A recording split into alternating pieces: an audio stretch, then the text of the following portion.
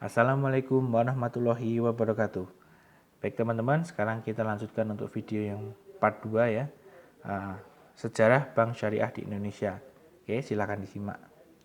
Pendirian Bank Syariah di Indonesia berawal dari lokakarya bunga bank dan perbankan pada 18 sampai 20 Agustus tahun 1990 yang kemudian dilanjutkan dengan Musyawarah Nasional atau Munas 4 Majelis Ulama Indonesia. Oke. Lanjutkan ya.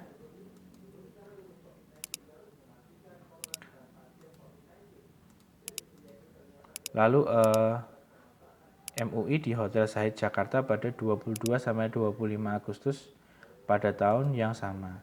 Dengan dukungan pemerintah dan masyarakat, Bank Syariah pertama dengan nama PT Bank Muamalat Indonesia berdiri pada 1 November 1991 di Jakarta berdasarkan akte pendirian oleh Notaris Yudo Paripurno SH dengan surat izin Menteri Kehakiman nomor C22413 HT0101.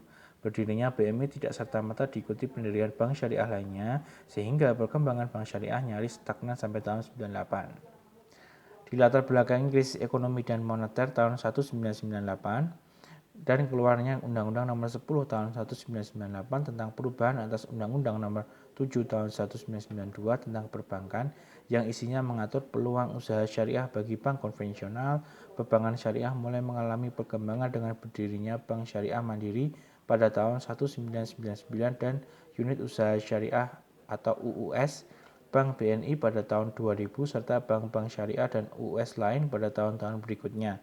10 tahun setelah Undang-Undang Nomor 10 tersebut terbit, pemerintah bersama Dewan Perwakilan Rakyat Indonesia mengeluarkan Undang-Undang Nomor 20 tentang Sukuk dan Undang-Undang Nomor 21 tentang Perbankan Syariah pada tahun 2008.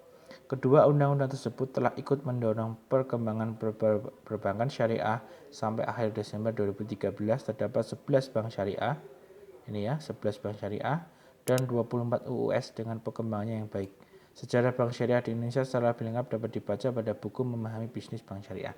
Ya, oke, itu untuk sedikit sejarahnya ya, kenapa kok bank syariah itu bisa berdiri ya, begitu. Lalu kita lanjut ke model pengorganisasian bank. Model pengorganisasian bank secara umum termasuk bank syariah disusun sesuai dengan tipe bank dan strategi pelaksanaannya. Secara umum, model organisasi bank dapat dikelompokkan. 1. Model desentralisasi.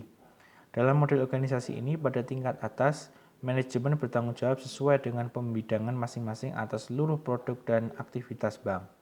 Sementara itu, pada tingkat jaringan, pemimpin cabang bertanggung jawab atas seluruh produk dan aktivitas, mulai dari pembiayaan, dana, jasa, operasi, dan aktivitas supporting lainnya. Oke, pada model sentralisasi ini, manajemen bertanggung jawab sesuai dengan pembidangan masing-masing atas seluruh produk dan aktivitas bank. Artinya apa? Setiap manajer yang ada di cabang itu semuanya bertanggung jawab. Jadi ini ya kayak otonomi daerah gitu ya, otonomi. Jadi setiap pemimpin yang ada di bawah itu yang bertanggung jawab. Oke, kita lanjutkan.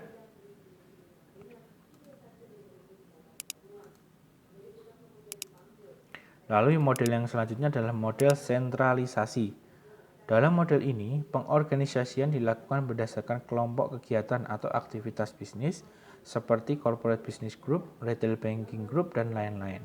Ya, kalau yang ini lebih ke organisasinya dikelompokkan secara aktivitas bisnis ya. Misalnya kalau ini bisnis yang sifatnya untuk konsumen-konsumen yang korporat, konsumen-konsumen besar. Biasanya nanti pembiayaannya juga besar. Terus retail banking group. Retail berarti apa? Konsumennya lebih sedikit. Artinya sedikit ini bukan jumlahnya ya, tapi mungkin kebutuhan akan pembiayaannya lebih sedikit. Nah, yang ketiga adalah model kombinasi. Kalau ini berarti mengkombinasikan antara sentralisasi dan desentralisasi tergantung bidang tertentu. Lalu pemilihan model pengorganisasian kantor cabang suatu bank sangat ditentukan oleh beberapa faktor antara lain 1. Kebijaksanaan kantor pusat bank, 2. Besarnya kantor cabang bank, 3. Sistem birokrasi yang diinginkan, 4. Aktivitas yang akan dilakukan. Oke. Itu pertimbangannya ya, kebijaksanaan kantor pusat bank. Nanti tinggal dalam rapat itu bagaimana nanti keputusannya, apakah mau pakai sentral atau pakai desentral atau kombinasi. Nah, ini tinggal terus yang kedua besarnya kantor cabang. Nah, besarnya itu Seberapa kalau biasanya kalau terlalu kecil, biasanya kalau kecil kan menjangkau ke desa-desa gitu ya. Nah, kalau menjangkau ke desa-desa biasanya dia pakai desentralisasi biasanya ya. Ya, dan lain sebagainya bisa dimengerti. Oke, kita langsung masuk ke kepemimpinan ya, bagian C. Pengertiannya apa sih sebenarnya kepemimpinan? Secara umum ya, suatu ilmu yang sangat kompleks dan variatif. Namun secara prinsip beberapa ahli tentang kepemimpinan sepakat bahwa kepemimpinan adalah proses mempengaruhi yang terjadi antara pemimpin dan bawahannya. Kepemimpinan telah banyak dipelajari secara luas dalam berbagai cara, namun secara umum dapat diartikan sebagai proses. Di samping itu, ada pula sebagian teori dan riset mengenai kepemimpinan yang melihat seorang figur untuk mendapatkan pemahaman yang lebih baik. Sementara Joseph C. Ross dalam Savaria 2004 mendefinisikan kepemimpinan sebagai sebuah hubungan yang saling mempengaruhi di antara pemimpin dan pengikut, yang menginginkan perubahan nyata yang mencerminkan tujuan bersamanya. Menurut Christina J. Ricketts, leadership is a process whereby an individual influences a group of individuals to achieve a common goal. Jadi kalau kita baca ya, sekilas sebenarnya secara umum mereka sepakat bahwa yang namanya pemimpin itu mempengaruhi. Ya, ada pengaruh sebenarnya. Nah, di sini kita pentingnya memahami buku yang warna hijau ini adalah karena di buku ini tuh pemimpin cabang yang dilihat. Padahal cabang itu kan penting ya untuk menjaga masyarakat, untuk menjaga rakyat yang membutuhkan di daerah-daerah yang jauh gitu kan kita butuh cabang-cabang yang banyak gitu. Nah, kita perlu mempelajari kepemimpinan ini gitu. Berdasarkan pengertian tentang kepemimpinan tersebut, maka paling tidak ada 4 hal pokok yang terkait dengan seorang pemimpin. Mari kita lihat apa saja ya. Oke, is a process, suatu proses ya. Artinya ada proses untuk mempengaruhi tadi. Kemudian yang kedua involves influence, melibatkan pengaruh. Pengaruh itu berarti apa? Tadi sudah saya omongin ya, antara pemimpin mempengaruhi apa? Bawahnya supaya mencapai target. Kemudian yang ketiga ya, occurs in a group context, terjadi dalam sekelompok orang. Ya, orang yang dipimpin itulah yang akan terjadi. Yang keempat involves goal attainment, berhubungan dengan tujuan tertentu. Jadi tujuannya mencapai laba misalnya gitu ya kan, bank syariah itu ingin mencapai laba dengan apa? Pembiayaan gitu. Lalu lanjutnya, dengan demikian kepemimpinan merupakan suatu proses yang melibatkan hubungan pengaruh dalam sekelompok orang yang menginginkan tujuan tertentu. Pengaruh atau influence dalam hal ini berarti hubungan antara pemimpin dan bawahannya yang bersifat aktif merupakan suatu hubungan timbal balik dan tanpa paksaan. Dengan demikian, kepemimpinan itu sendiri merupakan proses yang saling mempengaruhi. Pemimpin mempengaruhi bawahannya, demikian pula sebaliknya. Orang-orang yang terlibat dalam hubungan tersebut menginginkan sebuah perubahan atau tujuan tertentu sehingga pemimpin diharapkan mampu menciptakan perubahan atau pencapaian tujuan yang signifikan dalam organisasi dan bukan mempertahankan status quo atau nyaman. Selanjutnya, tujuan perubahan tersebut bukan merupakan sesuatu yang diinginkan oleh pemimpin, tapi lebih pada tujuan yang diinginkan oleh dimiliki bersama. Tujuan tersebut merupakan sesuatu yang diinginkan, yang diharapkan, dan yang harus dicapai pada masa depan, sehingga tujuan ini menjadi motivasi utama visi dan misi organisasi. Oke. Jadi basicnya dari pemahaman ini adalah pemimpin itu mempengaruhi orang-orang atau pegawai-pegawainya untuk mencapai tujuan. Nah, proses ini skema ini adalah proses ya, jadi nggak bisa langsung seperti itu. Mungkin butuh mengajari, butuh mengarahkan, butuh mempelajari karakter mereka, mana yang cocok di bagian A, bagian B, bagian C gitu, sehingga nggak asal langsung gitu ya. Ya, jadi itu untuk pemahamannya tentang kepemimpinan. Sebenarnya titik beratnya lebih kepada influence ya. Bagaimana kita memilih pemimpin untuk cabang itu pemimpin yang berpengaruh, bisa mempengaruhi orang gitu. Oke. Lalu ini part 2-nya sampai di sini ya. Saya akan umumkan untuk ini keaktifan ya. Teman-teman, menurut teman-teman figur pemimpin yang baik untuk memimpin bank syariah ya, itu seperti apa? Karena kalau menurut saya di buku ini pemimpinnya mesti pemimpin general atau umum.